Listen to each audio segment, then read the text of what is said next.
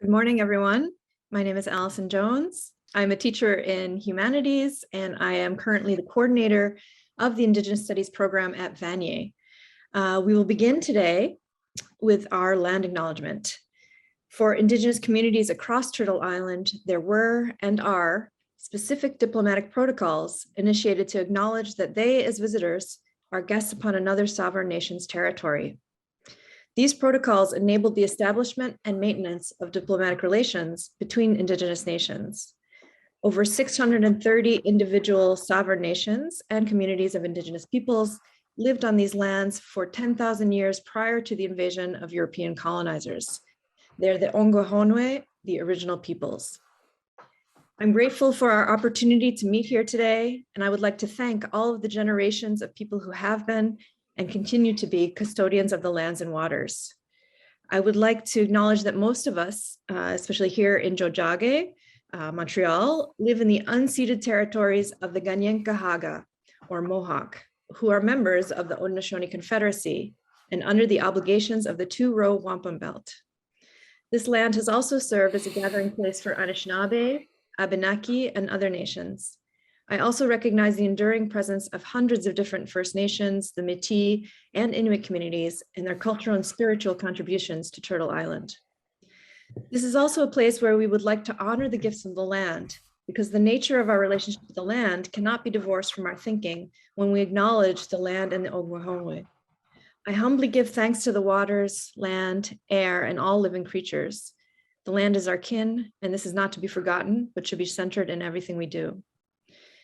It is critical to connect our land acknowledgement with our collective responsibilities from the calls to action of the Truth and Reconciliation Commission, the calls to action from the Justice for Missing and Murdered Indigenous Girls and Women, and our responsibilities in creating a relational and reciprocal, rather than exploitative, relationship with the land and the people who live on it. So speaking of action, I will put in the chat the link to Indigenous Studies at Vanier in case students would like to find out more about it. We will also put some other links related to Paul's talk today. So please let's turn to introducing Dr. Paul Gareau. He is a Métis from the Batoche area in Saskatchewan, and he's an associate professor in the Faculty of Native Studies at the University of Alberta. He is the academic lead for the large, massive, open online course called Indigenous Canada, who maybe you may have known that Dan Levy has advertised online. Gareau is the principal investigator also for a research project called the Métis Kinscapes Project that looks at Métis kinscapes at pilgrimage sites across the prairies and parklands. Grounded in Métis studies and Indigenous studies, as well as religious studies, Paul's work centers on theory and methodology around relationality, gender, Indigenous epistemologies, land and place, and sovereignty and peoplehood. We are so honored to have you here today, Paul. He will frame his presentation from work as academic lead of the Indigenous Canada Mooc, focusing on how the Mooc acts as a call to action against boredom, complacency, or lack of awareness on Indigenous experiences and sovereignty. And I just want to add lastly that if we were in person, Paul, I would be offering you tobacco to thank you for sharing your teachings with us. So thank you very much and take it away. That's all. Merci, Allison. Thank you. Everyone can hear me, eh? Thumbs up or arms up? Arms up. Good. Yeah, so Tanse, Kiwao. Bonjour and bonjour, everyone. My name is Dr. Paul Gareau. I am Michif from Saskatchewan and an associate professor in the Faculty of Native Studies at the U of A. So I'm going to share my screen so that everyone can see. And I'm going to back this up. So I wonder if you could see my face too in here.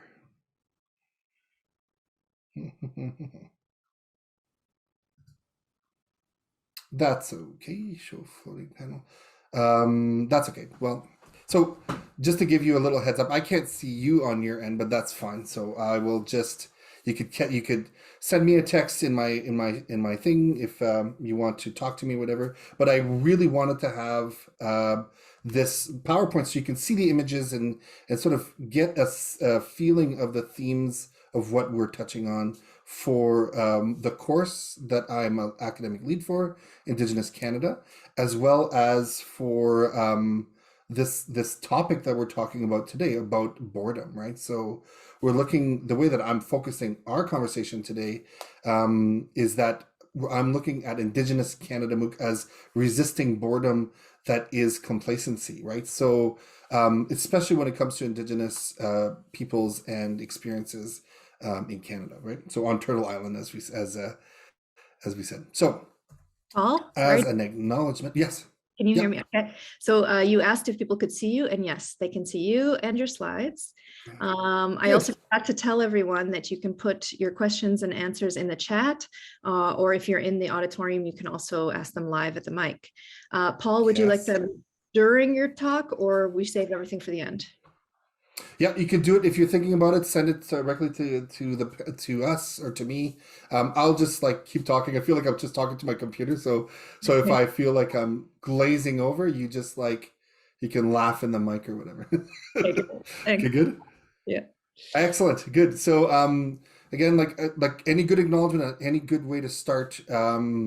Acknowledge the territory that I'm living in now and working in. At the University of Alberta, we are on unceded Treaty 6 territory, right? Which is this really wonderful flag here. Treaty 6, a powerful and wonderful place to live and work and be, and to remind ourselves of these diplomatic relations between the Crown and First Nations signatories. And we're also in Métis homeland, right? So I'm Métis, I'm a Chief, and this is our flag of the unity, this flag that symbolizes our nationhood and our own sort of orientation to relations. And again, like we have done already here, Allison said an amazing acknowledgement to where Vanier College it resides, right? So unceded traditional territories of Kanien'kehá:ka and Haudenosaunee people, right? And this is the flag of the Haudenosaunee Confederacy. So sometimes we see that floating around. We're like, what are these flags? What's going on, right? So these are important flags of nationhood and peoplehood relations that we're proud of, and they're part of this nation to nation in relations with the Crown and with the state of Canada and everyone here, which is really good. So to give you a little positional intro, to tell you who I am and where I'm from. We do not hear you well. So can you hear me still? Yeah. So I have a mic here. So yes. Yeah. Okay, good. In the auditorium, do you hear him well? Okay, good. All right. Okay. I'll try to speak with my big loud Michif voice. It's hard. So I'm Métis. I'm from this place. This is the South Saskatchewan River, just south of Saskatoon, where I grew up, near Batoche, Saint Laurent, and St. Louis area. This is a place where my heart always goes and yearns for. This is the homeland that I think about all the time, about my ancestors and my relatives, and the place where I am. Though I don't live there now, this is the place I always go back to. So even when I was living in Montreal, I went to Vanier College way back, being a high school dropout, ended up in Montreal from Saskatchewan, and I was like, what do I do with my life? So 24, 25, I ended up at Vanier doing a sociology class, and the professor was like, you should do university, you can do this. And I'm always like, wow, so thinking back on my college experiences, which were very minimal, as one of those stepping stones to my own success and my own sort of becoming who I am today, I'm really I look back with pride of having gone to Vanier and lived in Montreal, and been in that place in those relations for a while. So for me, this is the place where my ancestors reside and where my heart always goes back to. So this is my family here. My father Raimi and his brothers and sister, and my grandfather Edmund and my grandmother Alexandrine Jobin. So I'm related to the Jobin family, the Bremners, and the Taylors. Those are my Métis relations. Our families, I grew up in a very small French Canadian village called Bellevue near Batoche. A lot of whiteness and French Canadianness takes a lot of place in our lives, and a lot of my own unpacking and engaging with identity comes to the idea of what those stories that weren't told around us, right? Our relations that weren't seen as part of what is normative in Canada. So my two aunties here, McDougall and Boyer Boucher relations, Métis aunties who helped raise us as good people, right? And then this is my wife and my two children, who we're raising this family together, and in relationship, in good connection with the Métis Nation, right? For me, Métis-ness is the symbolic, these relatives we have here that make us who we are and how we recognize ourselves. My father was a horse racer. He was an excellent, like really excellent with horses, doing this sort of like small circuit racing. Métis, we have in relations with the fiddle and with beautiful beating patterns, these flower patterns, and sort of beating our relatives, our more than human relatives, onto our clothes and into ourselves, right? So for me, when I go home and I go back to my home, these are the things that fill me up. And now that I'm living in Edmonton, this is what's happening, right? And then a few relatives here, a cousin that I've met here in Edmonton and her husband. These peoplehood relations that are happening at work, and so in my everyday living, these really strong Indigenous relations for me every day. And this is, if you don't know, Gabriel Dumont, who was a resistance fighter in Batoche, where there was a resistance to the Canadian state and colonial encroachment in 1885, in which the state really asserted its military dominance as Canada was blossoming. For me, I look back on that resistance as shaping who we are as Métis, and this is the Michif battle standard of Batoche that has a hand and a wolf, and then it says Maison, Hôtel, and Surtout Liberté. For me, this resistance flag really speaks to our acknowledgement and reassurance that we are taking care of our relatives when we are standing with our relatives, right? So why do I do this? This here is like, it's about my family and about my nation and about my peoplehood relations. So why do I do this work as a faculty in Native Studies? Why do I do this Mooc stuff? All these things. It's because of colonialism and its impact and the legacy that colonialism has on disrupting Indigenous relations. Excuse me. So the TRC is just one example of Indigenous resistance to colonialism, just like I talked about in Batoche. The TRC is to remind settlers that school systems of assimilation and cultural and real genocide are not appropriate and not very not good for good relations across Turtle Island, right? So the TRC's mandate was to inform Canadians about residential schools and saying that these were processes of assimilation, right? And to really find a mutual understanding and respect in first acknowledging the violence and assertion of of Canadian identity through these schools, and to make an understanding and respectful amends for a healing journey for Indigenous peoples and settler Canadians, right? And I think what comes out in the 97 calls to action and all these things is that there's always this overall need for education, because you always hear, and I think I'll mention it later, is that you always hear that it's like we didn't know, like in normative Canada, stories, histories, and experience of Indigenous people is always on the margins, and it's always shushed or ignored and seen not as important, right? Whereas the TRC really came right into the center of the Canadian public's imagination to say that this continuing assimilative process of Canada is very, very damaging, right? So it's like, the way that I frame it, it's about resisting that complacency to just say, oh, it's none of my business, like Indigenous peoples and experiences. It doesn't belong to me, so it doesn't matter, right? Which is very wrong. So I often bring up this story. So this is me and my wife here. She's pregnant with our baby. I am not pregnant. I am just pregnant with academic joy here. But this is our playback team. So we do a form of theater called Playback Theatre. We did it in Montreal for a whole long time, in Ottawa, and we lived there, and then we're doing it in Edmonton. And we have a very amazing BIPOC team of players. And we had this really great show when we first moved to Edmonton about reconciliation. What does it mean, right? And we just decided to just do it, like BIPOC, we want to engage in this conversation and stuff.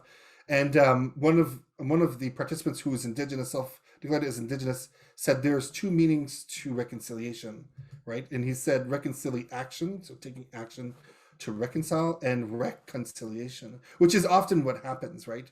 And I think what is going on in this moment, which was very awkward and very like almost like an aha moment, is to see that like reconciliation without relations is a form of this latter reconciliation, is that we continue to not recognize Indigenous sovereignty and not recognize the importance of making relations that are equal, nation to nation relations.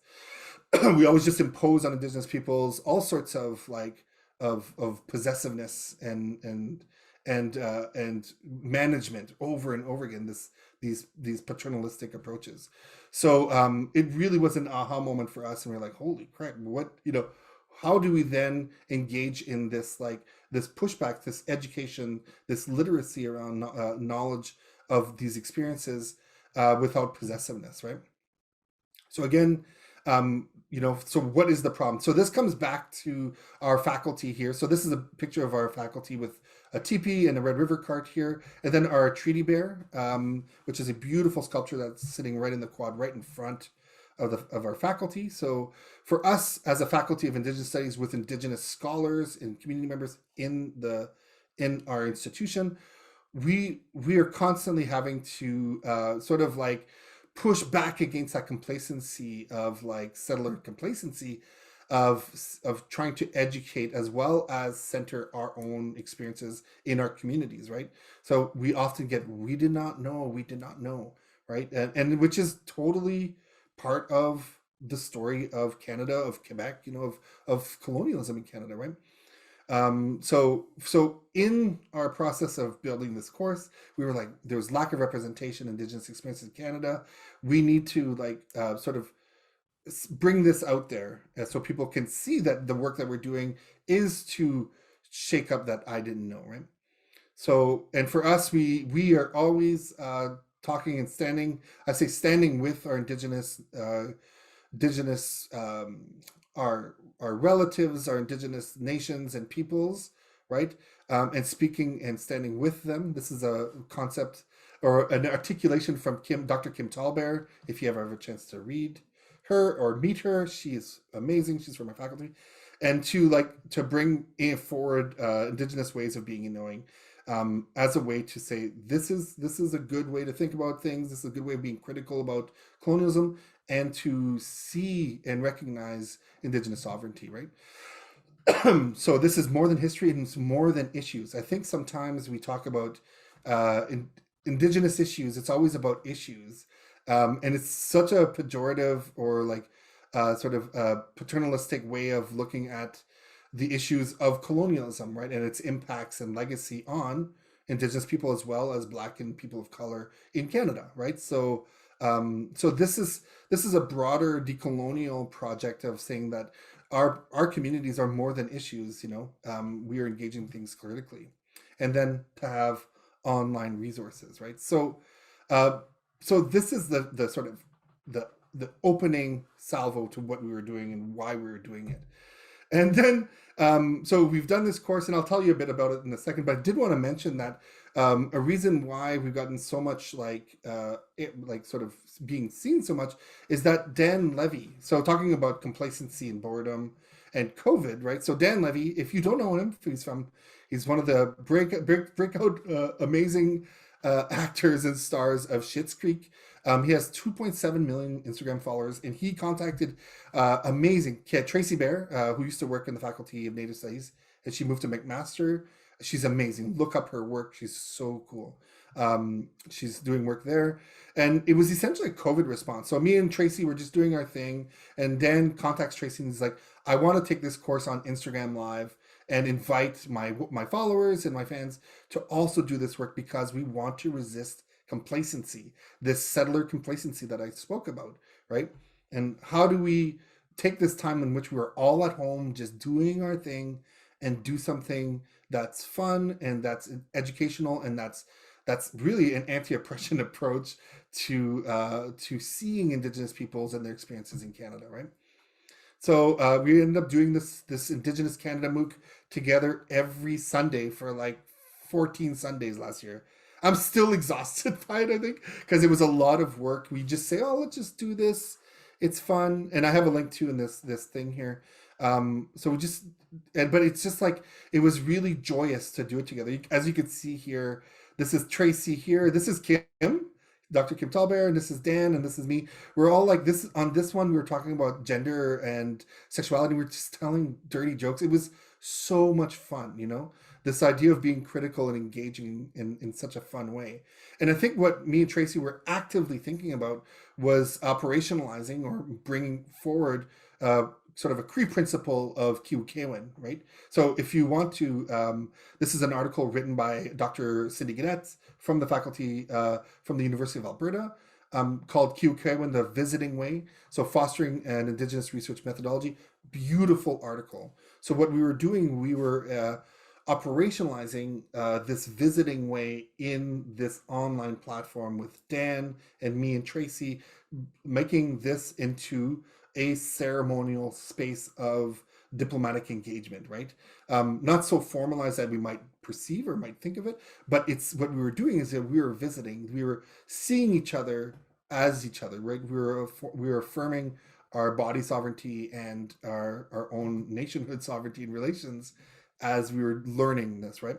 And it was a really relational and gentle learning, but very critical and very engaging in a sort of a decolonizing and indigenizing way, which was really excellent.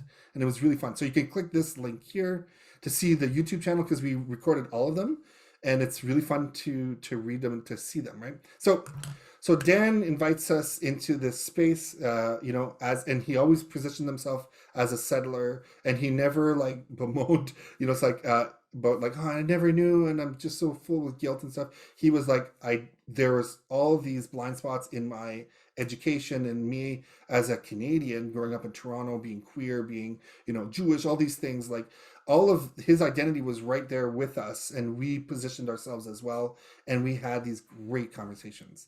So I want to show you briefly, just to give you an idea of what this course is like, to then talk about the way in which we were centering relations in the work that we do, and then how this is readily available to you as students and as community members and all these things, right? So I'll show you this short video, and then we'll be back.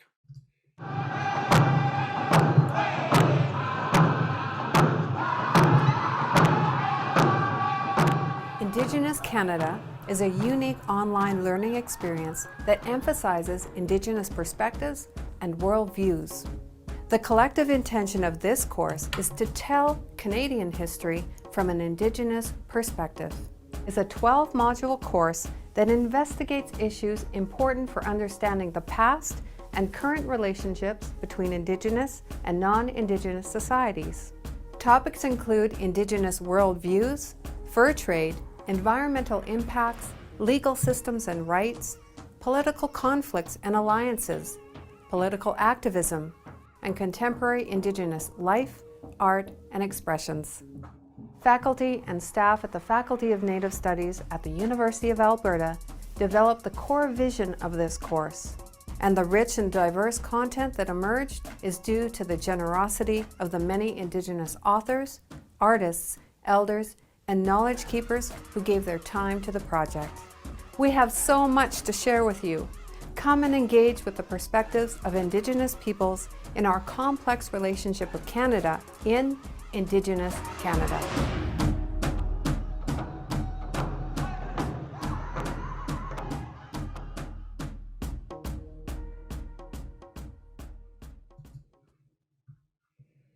Excellent. Yeah. So just do it. Go see it. Go do it. It's free. So I'll just give you a little bit of background on this. Tracy was very much the academic lead. She was like the mover and shaker, right? So much of so much labor of Indigenous women and women all over the place outside of non-Indigenous women are at the center of getting things done and getting things organized. And I really want to recognize, and I always recognize, Tracy's amazing labor to bring all of these things, all of these different perspectives together and to make it work. So she did so much work, even though she is not in the faculty anymore and she is not doing this work anymore. She's moved on to other things. She still, her spirit is still right in here, and I absolutely love seeing her and letting her, not letting her, just seeing her do her thing and just her still being here, right? So which is really good. So the launch date was 2017. It was our faculty work. It was a joint effort. This is what's really more amazing and why it's so good to acknowledge Tracy's work and also like tech work and the people who work there, is that we brought our faculty is all about Indigenous studies disciplinarity, like the discipline of Indigenous study of Indigenous peoples, but we're also multidisciplinary, right? So some people are historians or English people, English studies, language studies, all these things, and so everyone brought a piece of their knowledge to this course. So it's not one person who's writing this and leading this and editing it. Like, it's really a collective experience and an intersection with our knowledge keepers in Edmonton, like our location, right? Our storied place. So that's really important to see this as a collective effort, and we need to acknowledge and honor that, right? And it's a massive open online course, so it's open to tons and tons of people, and it's open for free, which is really good. Oops. It is a 12-week course that has video, course notes, interactive art pieces. So the art that you see floating around, that's this amazing artist, Leah Dorian, who is Métis Cree from PA, from Prince Albert, where I grew up, right? In the Parklands. So she makes this beautiful arts, and she explains and unpacks these really great tableaus of Indigenous experience that match up to a lot of the course we do, all the themes we do in this course, right? So for the numbers, for people who love numbers, I can't rub two numbers together to understand them. So, but it's a very popular course, right? And Dan's really helped popularize it too. We have overall under 500,000 learners, which is huge. Course completers, 73,000 course completers. It's really big. Active learners. Like, this is a really fun course. People are interested in it. They're interested in doing all of it, right? So it's just like, it's a really great course that's readily available. That's what's really important, to sort of unpack, again, to shake things up and to not just like educate and say this is the way it is. It's to reflect on how we have this unitive narrative of what Canada should be like, or what Quebec is like, right? And that narrative really erases Indigenous peoples in traditional territories, right? So the way that this course really engages in transmitting knowledge is that it takes a relational positionality, right? Like my introduction I did at the start, it's not just me, it's me and my kin, my relatives, my family, the larger community, the larger nation, and then other peoples, human and more than human, right? Not just like Cree or Dene or Kinigahagan, or it's like humans and more than humans relations, as well as our settler relations too, right? We're taking things from collective and personal experiences and trying to put that into our understanding of the course material. Traditional knowledge is always key, right? And this can happen as best we can on an online platform, rather than going onto the land, which is not available to a lot of people, but that's always a great way. But we learn from the land, and we learn from peoples and place, right?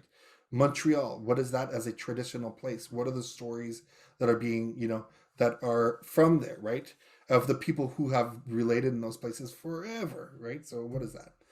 Storytelling, again, this experiential knowledge and thinking with kin, read, if you want to know more about kin and kinship, critical thinking, read Kim Tallbear. She has excellent work on framing that, right? And then our knowledge keepers, right? So in Cree and Métis thinking and philosophy, we think about good relations, or Wakotuin, all of our relations. This ethos of relationality that is core to the way that we see life in our community and the way that we think, and then living in a good way, meopimatsuin, right?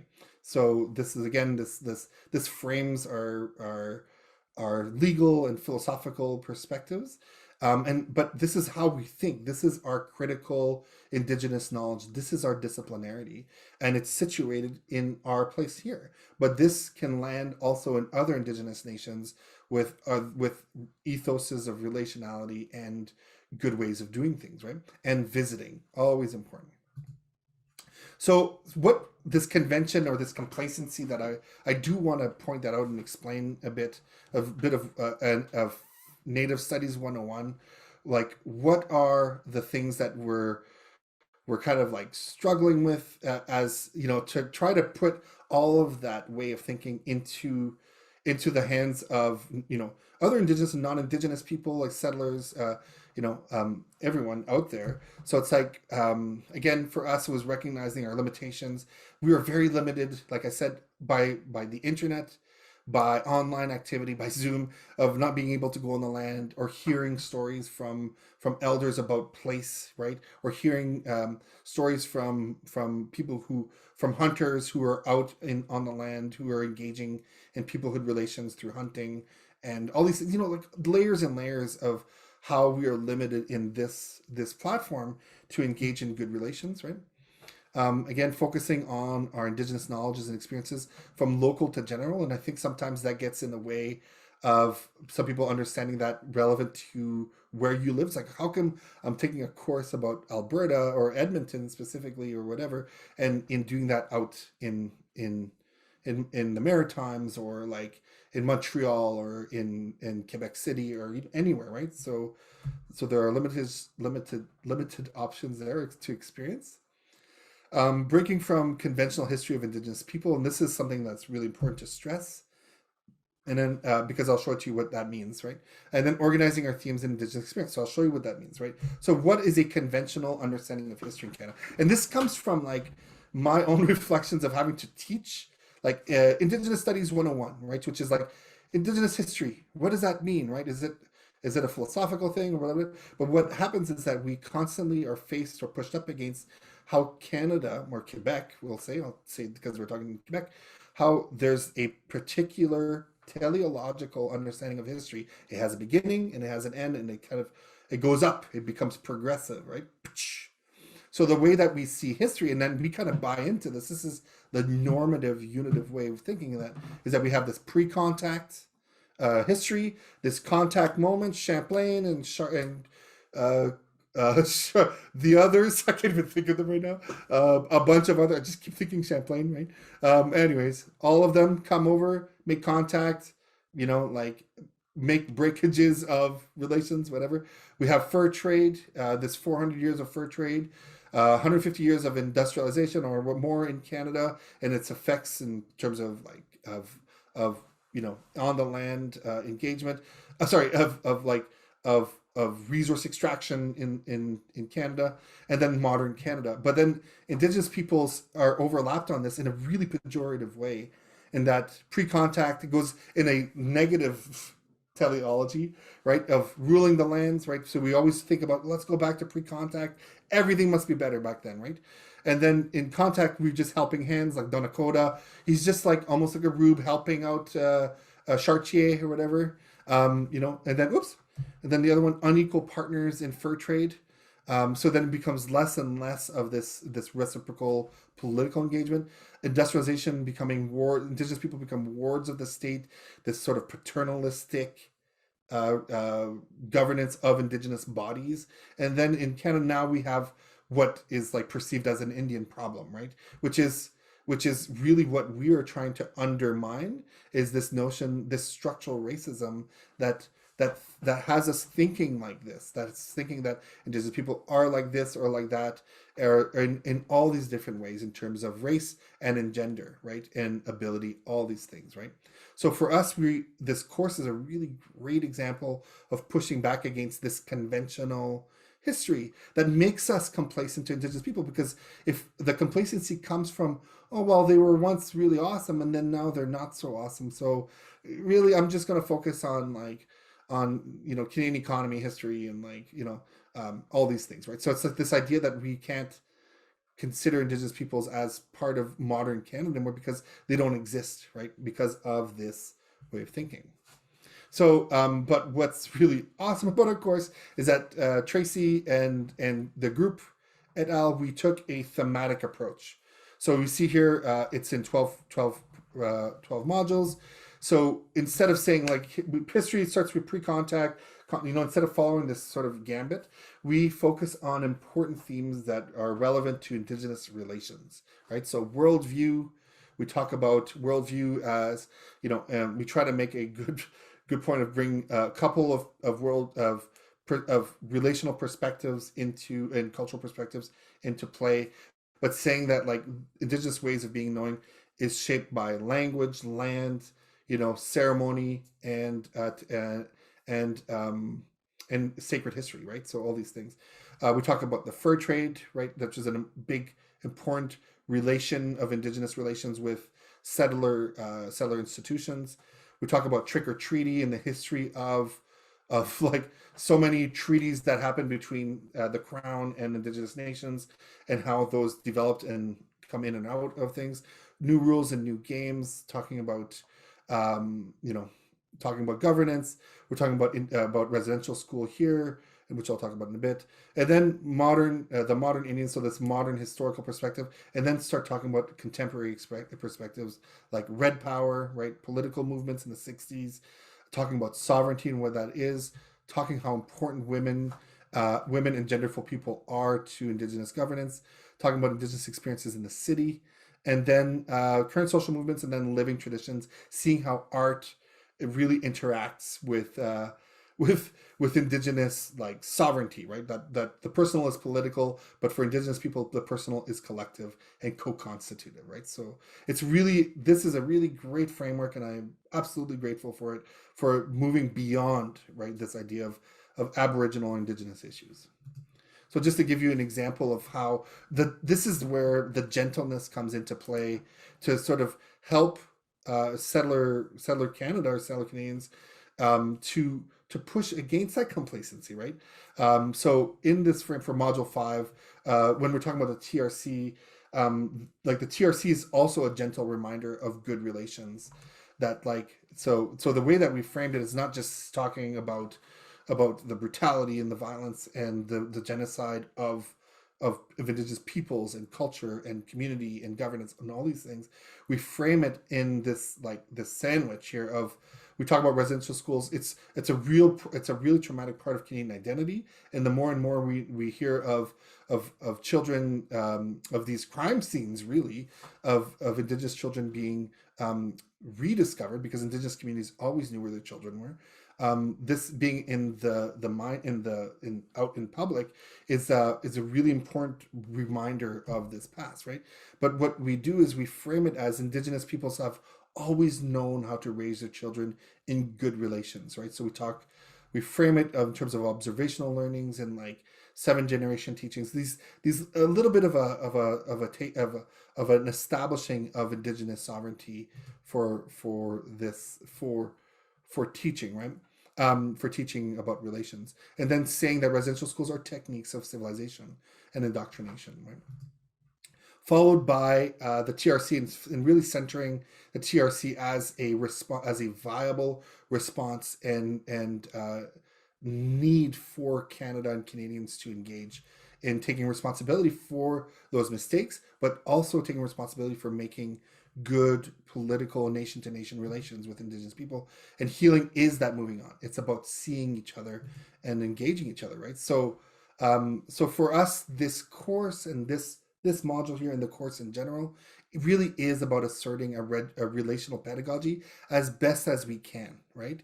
So for us, this is our gift to other Indigenous peoples out there who maybe have been dispossessed from their communities and are enjoying the unpacking of Indigenous perspectives, but it's also really good for non-Indigenous peoples, to see and to affirm their own relationships and recognizing that sovereignty. So I'm going to finish this up and we'll have a Q&A for a bit here. But I want to talk and just sort of have you reflect on what you've heard today in terms of like this, me just talking to you about relations and about disciplinarity and all these things.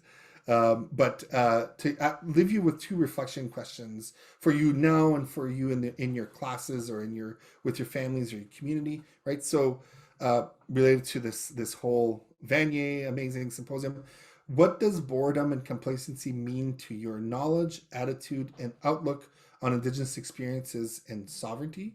So that's a first question. It really has to do with the themes of your symposium, but how that fits into settler colonialism and how that does a lot of damage to Indigenous relations and governance of relations.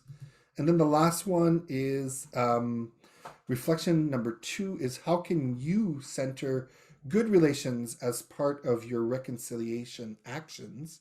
See, right, your reconciliation actions as Canadians, right? How would you do it? How, in the smallest way, in the broadest way, how would you engage in reconciliation actions without possession, right? Without possessiveness. So I open it up to us as a, like this little community we have right now, to talk about this or engage in it. But take a moment to take this up before I turn it off. So what does boredom and complacency mean to your knowledge, attitudes, and outlook on Indigenous experience and sovereignty? And how can you center good relations as part of your reconciliation actions as Canadians? How would you do that, right? So good. That's my name. That's my info. And I am very happy to have been here. So Marcy, hi. That's it. Great. Thank you so much, Paul. I think we can all applaud from our various locations. Good. Yeah, I also forgot to say in the intro, thank you to Lily Petrovich and the other organizers of the symposium for make happen, and everybody at Vanier who provided the funding, etc. And also Bruce and Ocean for helping us with the tech side. So, all right, I don't see any questions yet in the Q&A. There's a couple of questions there. No, that's a lot of chat stuff. You see. Brian Aboud has a question here. Yep. But he said you answered it live. Would you like? Oh, did I? Oh, yes. Does anyone have a question on the mic there? You can come up and talk to me. I can't even see you. Holy man, I just see red chairs everywhere. So come on up. Okay, so I'll read the question so everyone in the room can see. When you refer to settler complacency, can you say what you mean by settler? It may not be clear to everyone to what settler refers to. However, the speaker wants to answer, right? So Brian Aboud said that. So in terms of settler, I think there's a lot of it's not a very clear answer, a very straightforward answer, but in terms of settler, non-settler, white or not white, marginalized, racialized, all these different aspects. Settler could be contemporary,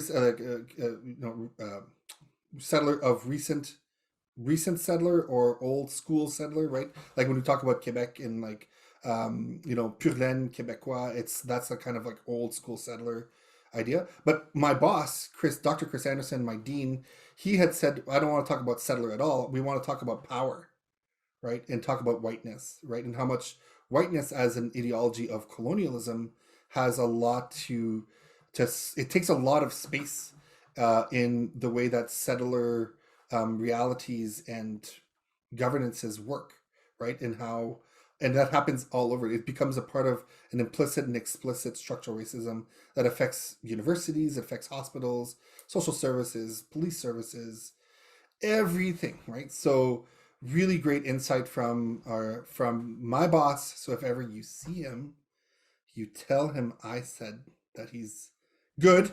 Then I can get brownie points, which is really good. So, yeah. Thank you, Allison. No, thanks. All right. Anybody in the auditorium or anybody online? Any comments? Any response to the two questions that I asked? You can put them in the chat for fun.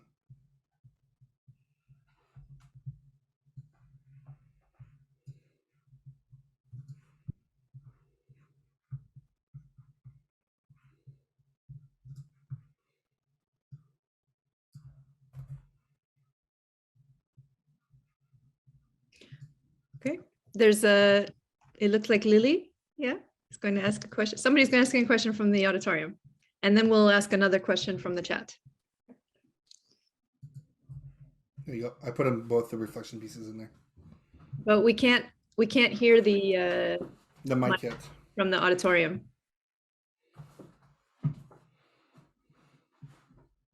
No, we can't hear you.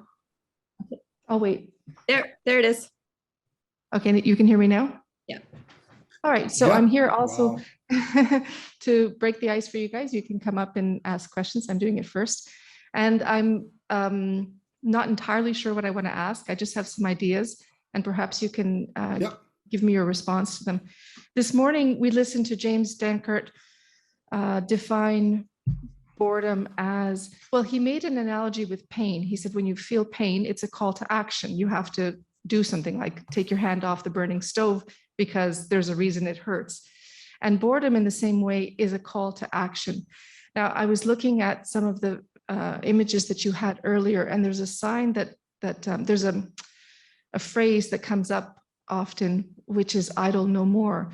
And I suppose it's a response to complacency, or there's also, we talked this morning about the relationship between boredom and depression, and complacency, I think, has a role there as well. So when you're not acting, when you're bored, when you're complacent, there is a kind of call to action. Now, I think that phrase, idle no more, and the response, never been idle, really speaks to that.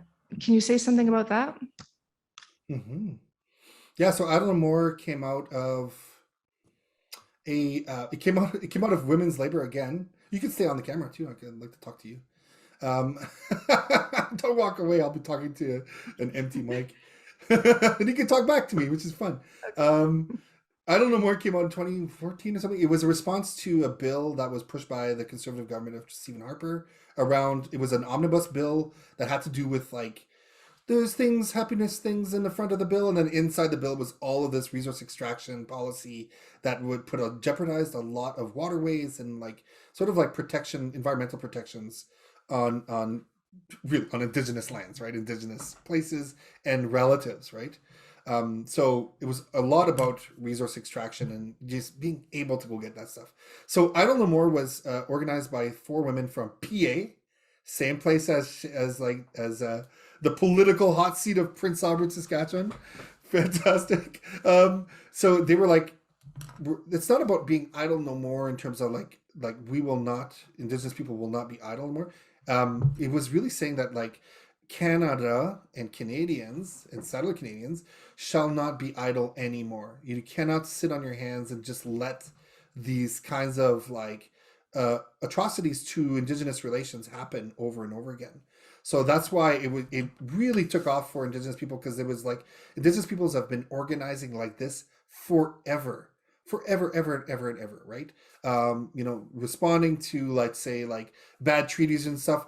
Leaders would get into a boat and like take that boat to England and talk to the Queen or whatever, like forever and ever. So for Indigenous people, Idle No More was really another aspect of land back, kind of land defense, right? And this is what we talk about now, like hashtag land back, or like Wet'suwet'en land defense, or the Kanesatake resistance Oka crisis, like that's happened right where you guys live, right where everyone lives here. So all these aspects, Batoche resistance, right? All these aspects are all trying to remind the Crown and Canada to take responsibility for their nation-to-nation relations. But it's always been the problem of the state and people who live in those institutions to not get in the way. Just let the government deal with this and whatever. So it's never really interested in Indigenous sovereignty. So because it just doesn't work in Canada, right? The nation state doesn't allow for it. So that's always been the case with Idle No More. It's about fighting for Indigenous sovereignty to protect our relations, in wherever they are. So it was saying you can no longer be idle. Is that Yes, what? Is just that like what the TRC. Okay. Just like the TRC, right? Because it's because this is where that complacency comes in, is that you can't be idle anymore, right? You can't just allow for structural racism to keep blossoming and landing in people in the hospitals, in social services and policing, in the government buildings, all these places. You just can't allow that, right? So it becomes an indigenizing process, but also a decolonizing thing, which is really a really great BIPOC response to and call for action, right? Thank you. What do you think? This is great. Thank you. Right on. Yeah. So there's a question from Brian again. Brian Aboud is another teacher in humanities, and he writes, when residential schools are said to have deployed techniques of civilization, to what are you referring? Is this like assimilation? Yeah. So another complicated question. So techniques of civilization is that like what seems normal for settler institutions, like what is normal, like going to boarding school is normal, right? Harry Potter went to boarding school, right? But what residential schools were about was literally killing the Indian inside the child, right? To save the child from all of these different reasons around, settler colonialism and whiteness, right? So that's the technique in which like residential schools operated on all these different levels. So what it was trying to turn brown bodies into white bodies. So it becomes a very racial program that there will never be enough, right? So like Indigenous peoples weren't getting educated. They were just not being respected for who they were, right? And their relations, right? So everyone gets racialized. And this is the unfortunate side of colonization, is that Indigenous people became racialized, not recognized for their relations, but for their race. And then we are all caught up in this structural racism that affects Indigenous people in all sorts of ways, right? So the TRC in residential schools is that first grand sort of like recognition and acknowledgement for the Canadian public to say this was a mistake, this was genocide, right? Because it was never to save people. And just to remind you too, if you don't know the history of Treaty 6, had stipulated education as an important part of their treaty relations with the Crown. And this is Edmonton and Saskatchewan, where I grew up and where I live now. And the government never, they just thought, well, we'll take the children out of their place to save them, the savior complex.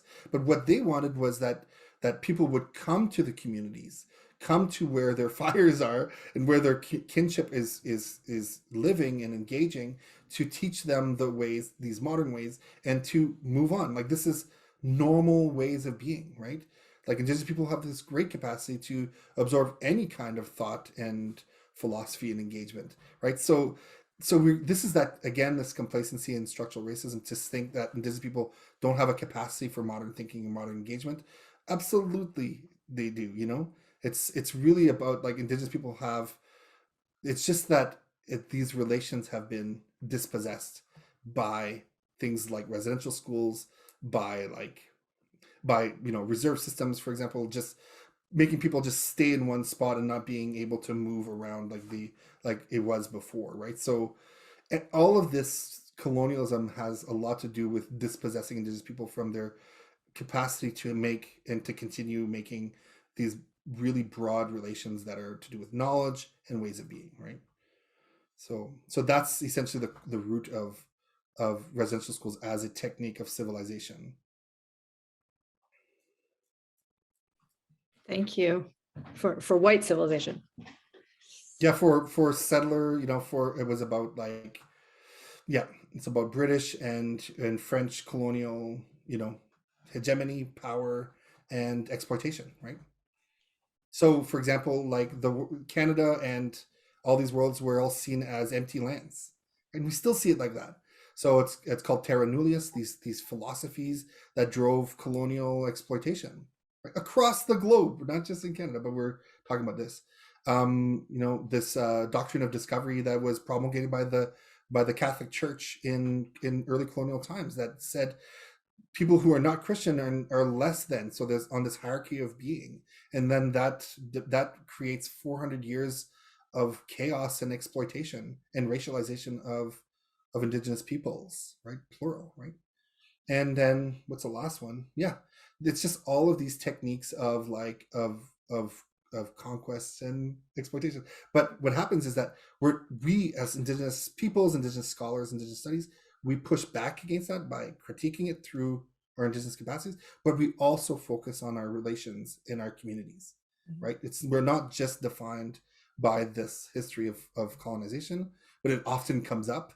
But I spend a lot of time thinking about my community and our resiliency in our own capacities, right?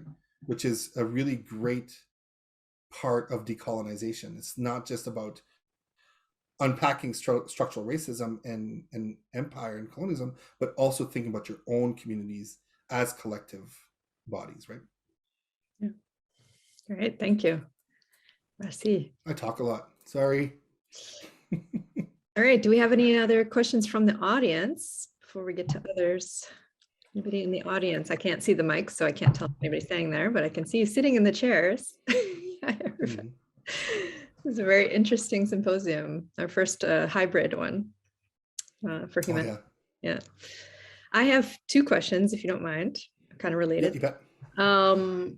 The first one is, you've been mentioning reconciliation and getting people through the online course to take action. So do you have suggestions for allyship or as concrete actions, built in there at different points?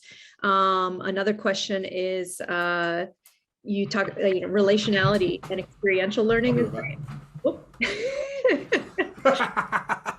I lost my fidget. Okay, go. Keep talking, Allison. Relationality and experiential learning are very important in Indigenous worldviews and in learning. How did you tackle that for an online course, right, where you can't necessarily create community with your students, and then same thing with the experiential part. And if you want to take that time to also explain how that can be done in our own classes, like when people are live, that would be great too. Thanks. Yeah, you bet. So this is a difficult part because there's so much erasure of Indigenous peoples everywhere we live. Like we never think of Montreal as an Indigenous place. And you're like, why is that?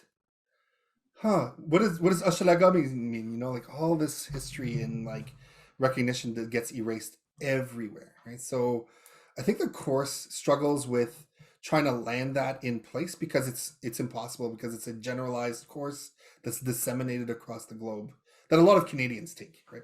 And a lot of women take, which is really amazing. Oh, it's all go women, good job. Where are the men? I don't know. What the hell? Why am I talking? I'm the man. What the hell is going on? Anyways, so so I think with like the course, it's really like where it lands is how you start to recognize Indigenous stories and seeing the places you live as places where Indigenous peoples have been relating forever, right? So thinking about the Oka crisis or the Kanesatake resistance is to learn that story, learn how people learn it from a Haudenosaunee perspective of resisting this place, as like resisting the encroachment of settler colonialism in terms of like making a golf course in this place or whatever. Seeing the women involved in the governance and response to the state, seeing the state militarized response to that, like unpacking that story of this of Indigenous erasure and silencing, right? So you can do that at Vanier, but like you could take this course to really get to the themes and critical, sort of getting a toolbox of critical response to Indigenous decolonization, right? So that means then once you have a kind of a better idea of what's going on, you can show up and not speak for people, but stand with people and recognize the collectivities around you, right?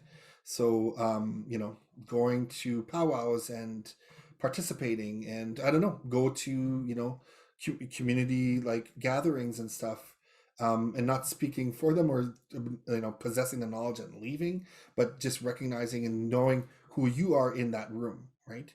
And in that place. Like, so for me, I'm very happy to be living in Edmonton because there are Métis people who I work with and who I live with, and it's everywhere. Métis is such an Edmonton thing for me, and I love it, right? Whereas in Montreal, I never felt at all connected because it's just so alienating. You just don't know who to turn to, who to talk to, or whatever, right?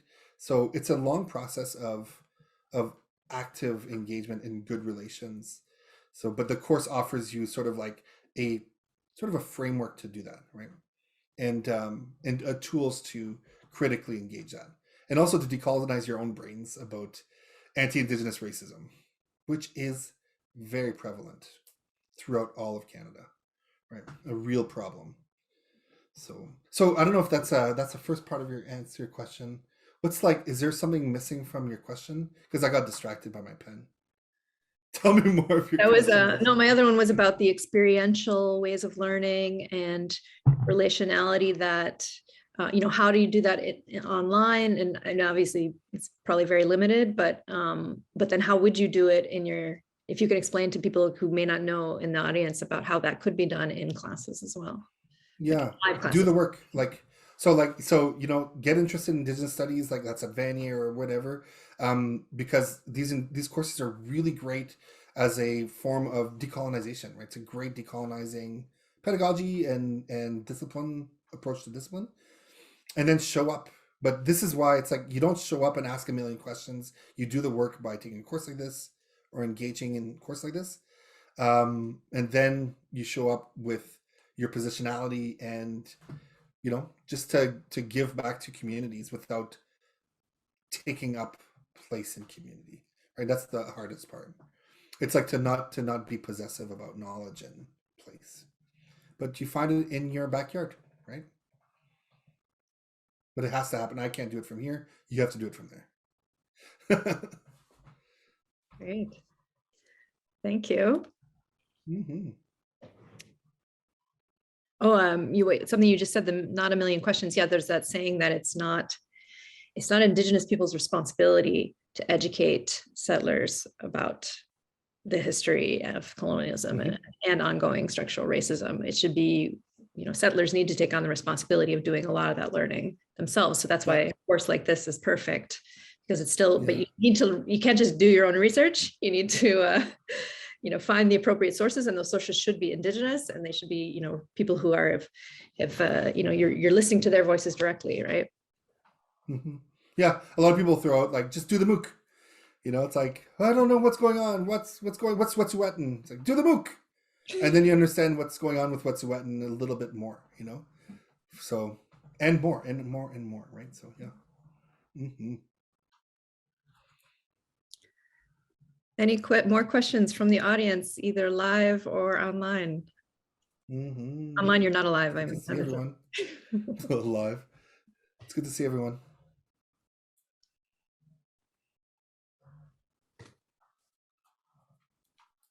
Yeah, this has to be one of the most awkward question and answer because I can't see. Oh, don't worry about it. I can't shove a microphone in anybody's face. That's fine. Lily, how are we doing?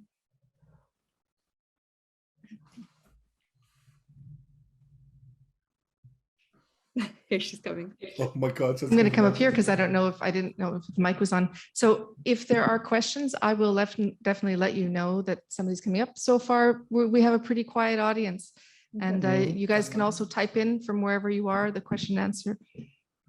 Okay. Yeah, you bet.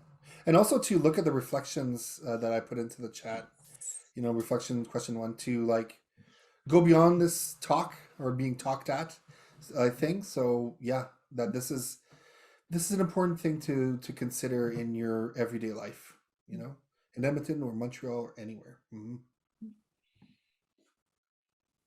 Mm-hmm. Yeah. Well, if there aren't any other questions, should we just wrap it up, Lily? Sure. She's the boss. Well, I want to thank you very much, Paul. She's the boss. I'm not the boss. Thank you, boss. I want you to thank you very much. It was really illuminating, interesting. I'm glad that you were able to come and join us. Thank you very much for that. You're welcome. Merci, everyone. And have a good rest of your symposium. Great. Thank you very much. Yeah. Okay. Bye, everyone.